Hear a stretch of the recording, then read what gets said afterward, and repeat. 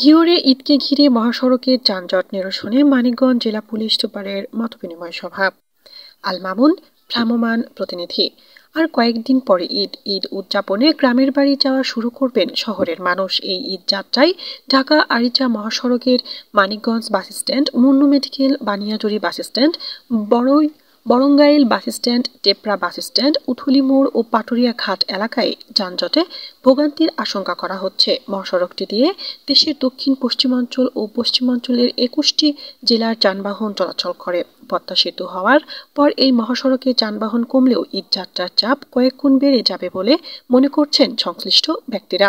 রবিবার 16 মার্চ দুপুরে মানিকগঞ্জ জেলা পুলিশ সুপার মোজাম্মদ ইয়াসমিন খাতুন ও জেলা পুলিশের একটি চৌকস্টল নিয়ে তিনি এসব এলাকা পরিদর্শন করেন ও জনগণের সাথে মতবিনিময় সভা করেন। মতবিনিময় ও পথসভায় তিনি বলেন, সঙ্গে ইনশাআল্লাহ অ্যাকশন নিতে পারবো। প্রতি আমার আহ্বান থাকবে, আপনারা আমাদের মোবাইল নম্বরটি রাখবেন। আমাদের এখানে সার্বক্ষণিক একটা ডিপ্লয়মেন্টও থাকবে, তাদের সাথে আপনারা সবসময় যোগাযোগ করবেন, যাতে এই যান চলাচলের ক্ষেত্রে পণ্যবাহী পরিবহন এবং যাত্রীবাহী পরিবহন এই দুইটার ক্ষেত্রেই যাতে যদি কোনো রকম অনিয়ম আপনাদের কাছে পরিলক্ষিত হয় সেটা যাতে আমাদেরকে সার্বক্ষণিক জানাতে পারে।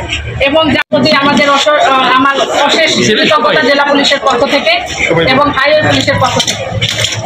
আমরা জানি যে মানিকগঞ্জ পুরা আমাদের বাংলাদেশের মধ্যে সবচেয়ে যে ইম্পর্টেন্ট ঘাট, তার মধ্যে দুটি ঘাট কিন্তু আমাদের মানিকগঞ্জে রয়েছে। এই ঘাটমুখী যে রাস্তাটা, হাইওয়েটা, সেই হাইওয়ের একটি অংশ কিন্তু আপনাদের এই আজকের যে এই পথসভা করছে এই অংশটা। তো আমরা চাই যে ঈদ উল ফিতর উপলক্ষে যে যাত্রীরা যদি বাস স্ট্যান্ড সম্পূর্ণ আগের থেকেই একটু ডিসিপ্লিন অনুযায়ী চলে। আমরা ঈদের আগে, বিশেষ করে ঈদ আসলে আমরা আমাদের মতো প্রিপারেশন নিয়ে এলাকার লোকজন নিয়ে, ড্রাইভার থেকে শুরু করে আমরা স্থানীয় প্রশাসন এবং স্থানীয় লোকজন মিলে আমরা চেষ্টা করি এই বাস স্ট্যান্ডটাকে সুন্দর সৌহার্দ্যপূর্ণ রাখার জন্যে। আমাদের বেশ কয়েকটা দিন আগে আনসার্টেনলি একটা দুর্ঘটনা ঘটেছিল, তো কয়েকটা মানুষ মারাও গিয়েছে। আসলে এটা অনেক বছর পর এই ঘটনাটা ঘটেছে, তো এটা আমাদের নিজেদের কারণে দুর্ঘটনাটা ঘটেছে।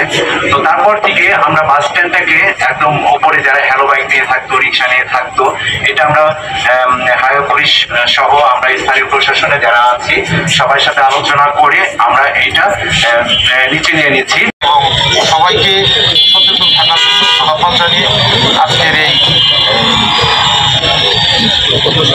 সবাইকে ধন্যবাদ দিয়ে পথসভা সফলতা কামনা করি। আসসালামু আলাইকুম।